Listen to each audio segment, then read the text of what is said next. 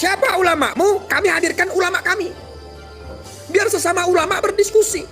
Bukan bom sana, bukan bom sini, Pras. Kamu pecundang. Katanya kamu seorang pendekar. Katanya kamu seorang guru. Katanya kamu seorang pesilat.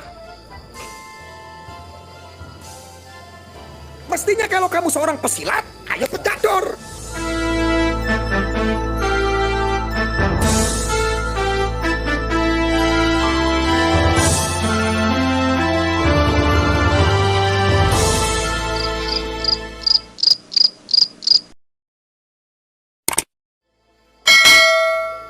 Negara kita itu bangsa majemuk. Negara kita itu beraneka ragam agama. Kamu selalu membanding-bandingkan antara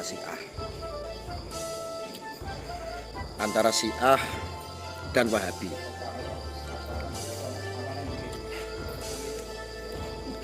Dan memang kebetulan Nahdlatul Ulama sendiri memang dekat dengan orang-orang Syiah. Memang ya selama ini Syiah sangat sinkron sekali ya. Urusan kebangsaan itu sangat sinkron. Indonesia itu menyesuaikan. Artinya kelompok-kelompok ini menyesuaikan dengan apa yang menjadi kultur bangsa kita. Betul loh, Pras?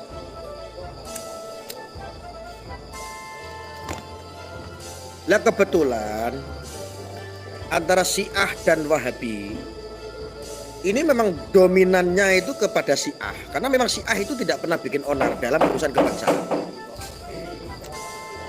Ya bagi bangsa Indonesia itu urusan aliranmu apa, agamamu apa itu sudah diatur. Urusan itu sudah selesai, Pras.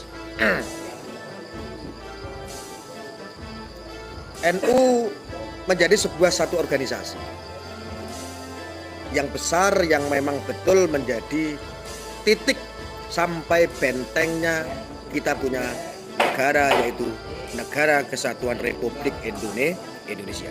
Ini Pras harus tahu. Pras itu harus tahu.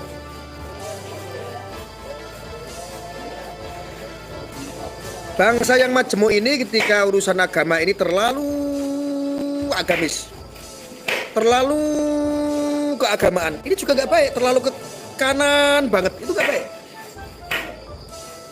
Lalu bangsa kita ketika terlalu nasionalis, terlalu ke kiri banget, itu juga gak bagus. NU itu masuk kepada hal yang tengah. Pras, kamu harus belajar. Mestinya bangsa Indonesia mayoritas beragama Islam moderat. Ini tidak mempermasalahkan apapun agama dan apapun sesama agama, alirannya apa atau madhabnya apa, manhajnya apa. Kami tidak pernah mempersoalkan itu. Yang jadi masalah adalah, yang jadi persoalan adalah ketika ada sebuah paham atau aliran, satu kelompok atau paham atau aliran ini suka mengharamkan, membid'ahkan sebuah kepercayaan atau amaliyah yang orang lain lakukan. Padahal yang dicap haram atau cap bid'ah oleh kelompok ini belum tentu ulama itu mengharamkan semua. Ada yang memperbolehkan. Contoh, NU bersanding dengan Muhammadiyah ini sudah lama. Ini masing-masing sebuah organisasi yang besar di Indonesia. Ya. Tapi tidak ada masalah karena didikasi Muhammadiyah tidak seperti Wahabi Salafi. Ya Pras, tidak dimungkiri Pras, orang Salafi Wahabi memang banyak mencrok ke kubu Muhammadiyah. Karena mungkin kemiripan madhab. Mungkin. Ini Pras, ini bahaya. Pras, ini bahaya. Bahayanya apa? Ini membawa semua sampai NU-NU-nya itu dihantam semua. Sampai Mbak Yai Said pun dijual demi konten. Ini bahaya. Si Pras saat ini berposisi seolah-olah ini menggempur Nahdlatul Ulama. Menggempur NU, bahwa seolah-olah NU yang sekarang ini dianggapnya adalah NU yang sesat. Memusuhi sesama agama yang dianggap lurus. Padahal konsepnya nggak kayak begitu. Contoh, tugas Banser Ansor itu adalah mengawal ulama kiai. Mengawal ulama kiai, mengawal dakwah, mengawal ceramah. Kok bisa ada Banser itu menjaga gereja? Kok bisa ada seorang Banser Ansor menjaga gereja? Kenapa ada? Ini siklus kondisi. Pras, kamu harus tahu, kondisi saat itu adalah banyak sekali teror. Yang melakukan teror adalah seagama dengan kita, seiman dengan kita, orang muslim. Kita sebut saja oknum.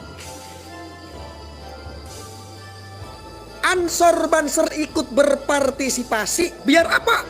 Di gereja itu, oh itu ada saudara kita umat muslim, jangan dibom. Kita umat muslim mayoritas. Kalau ada ukuran antara mayoritas dan minoritas, umat muslim di Indonesia saat ini menjadi tuan rumah atau mayoritas. Sebagian besar. Kita harus memberikan contoh yang baik, toleransi yang baik. Pras, kamu harus banyak belajar. Pras, saya berkawan dengan beberapa jamaah teroris, termasuk JI, JAD, termasuk ISIS. Termasuk bom Bali itu kawan saya. Saudara Ali Imron itu kawan saya. Amrozi bahkan keluarganya itu kawan saya. Sekarang begini, saya kasih PR untuk kamu tengok, kamu belajar, Pras. Pras, kamu belajar, Pras.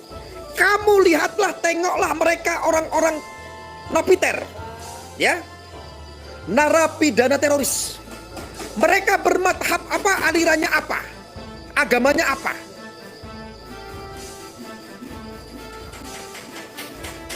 Kalau seandainya Kiai Said itu pernah bilang bahwa Wahabi ini adalah pintunya terorisme, itu hal yang lumrah. Karena bicara keagamaannya itu terlalu kanan banget. Dia tidak menghiraukan hidup berbangsa bernegara. Dia kanan banget tuh. Dia ke kanan banget, lurus katanya. Jadi apapun tidak belok-belok, pokoknya tabrak. Kamu naik bis, lurus terus, nabrak. Sana tabrak, sini tabrak, tanpa memperhitungkan perasaan orang lain. Pras, kamu jangan seperti seorang pecundang. Aku katakan hari ini, malam ini, Pras, kamu itu hanya seorang pecundang bajingan kecil. Mestinya kamu tabayun. Mestinya kamu punya kelompok siapa? Kamu punya guru siapa? Yang madhabnya apa? Ayo kita diskusi tentang agama. Saya bisa pertemukan itu. Contoh, kamu yang mengkanter seolah-olah mewakili aspirasi mereka, orang-orang pengikut Wahabi Salafi, contohnya. Ayo, kamu diskusi dengan seorang aktivis keagamaan, ada Sani Uye contohnya. Ada Sani Uye contohnya. Ada siapa? Kang Jaka contohnya. Coba kamu diskusi. Santri ketemu santri, ya, murid ketemu murid, artinya guru ketemu guru. Siapa ulamamu? Kami hadirkan ulama kami. Biar sesama ulama berdiskusi. Bukan bom sana, bukan bom sini, Pras. Kamu pecundang. Katanya kamu seorang pendekar. Katanya kamu seorang guru. Katanya kamu seorang pesilat. Mestinya kalau kamu seorang pesilat, ayo pedador. Tidak masuk ke ranah itu. Ranah itu sudah ada yang mengkaji. Ranah itu sudah ada yang mendiskusikan. Ranah itu sudah ada yang mendakwahkan. Ketika ada perselisihan, masih ada. Bisa ditabayunkan. Ada Basu Masail. Ayo kita bicarakan. Hantam sana, hantam sini, bikin provokasi sana, bikin provokasi sini. Gecek dasmu sisan gue. Saya udah pensiun, bangun lagi gara-gara masalah kayak begini. Saya sebetulnya udah mau pensiun, Ki, Ceki. Warga Nahdiyin dimanapun Anda berada. Untuk warga Nahdiyin dimanapun Anda berada. NU juga sudah di framing-framing yang tidak sama yang namanya Pras. Siapapun yang tahu keberadaannya si Pras, kalau memang kita kasih perhatian masih tidak mau tabayun seperti itu,